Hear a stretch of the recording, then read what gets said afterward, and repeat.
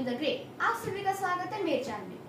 आज की इस वीडियो में मैं एक बहुत ही इंटरेस्टिंग टॉपिक पे बात करने वाला हूँ। ये टॉपिक बहुत ही फेमस है और सोशल मीडिया पे बहुत ज्यादा ट्रेंडिंग पे है।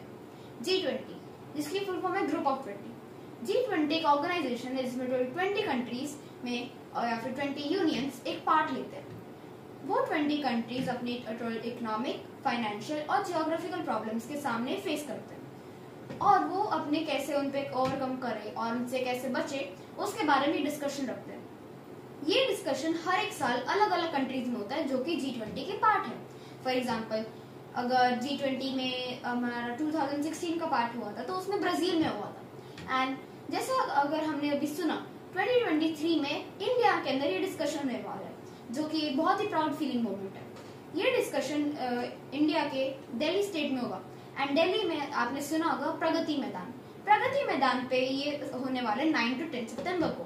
ये दोनों डेट्स बहुत ही अहम होंगी हमारे इंडिया के लिए। ये डेट्स पे जो भारत मंडपम, इस ऑर्गेनाइजेशन का जो इंडिया ने नाम रखा है वो है भारत मंडपम। एंड इसकी जो हेडलाइन है वो है वसुधैव कुटुंबकम। जैसा आप इधर देख सकते हो, 1 अर्थ, 1 फैमिली एंड 1 फ्यूचर। इसका मतलब है कि हम सभी के सभी लोग एक ही पाथ पे चलना चाहते हैं।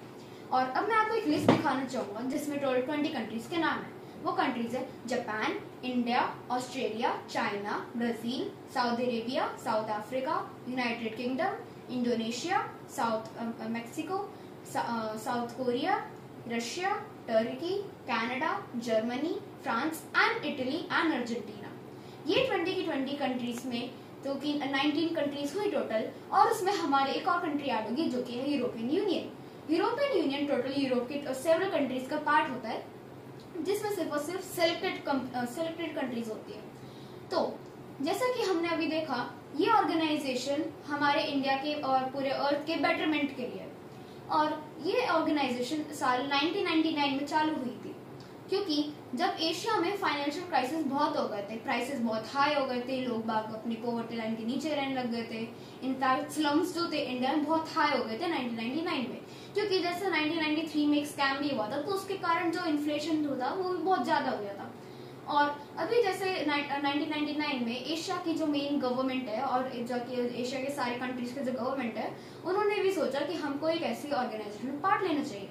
सो 1999 में ये ऑर्गेनाइजेशन बनी और आज तक चलती आ रही है, जिसका हमें बहुत प्राउड फील होना चाहिए, क्योंकि अब तक के इस कारण हमारे पूरे वर्ल्ड में कितने सारे बेटरमेंट्स हुए। फॉर एग्जांपल, इंडिया का जो जीडीपी है वो बहुत बड़ा है। जैसे अभी करंटली इंडिया का जीडीपी $3.7 ट्रिलियन है, जो कि बहुत ज्यादा है, क्योंकि पहले हमारे इंडिया का नेटवर्थ सिर्फ और सिर्फ $144 बिलियन था, जो कि अभी करंटली इलॉन मस्क की नेटवर्थ है। तो आप सोच सकते हो, जबकि अभी इलॉन मस्क की नेटवर्थ 144 बिलियन है और तब के जमाने में इंडिया की नेटवर्थ 144 बिलियन थी, तो एक सिंगल इंडिविजुअल पूरी इंडिया को खरीद सकता था। तो ऐसा ना हो, इसलिए हमें इंडिया के बेटरमेंट के लिए और उसकी जीडीपी को बढ़ाने के लिए ये ऑर्गेनाइजेशन चालू करें। So I will end this video here only, and I will meet you tomorrow or on the alternate day with our next and interesting topic. So till then, bye.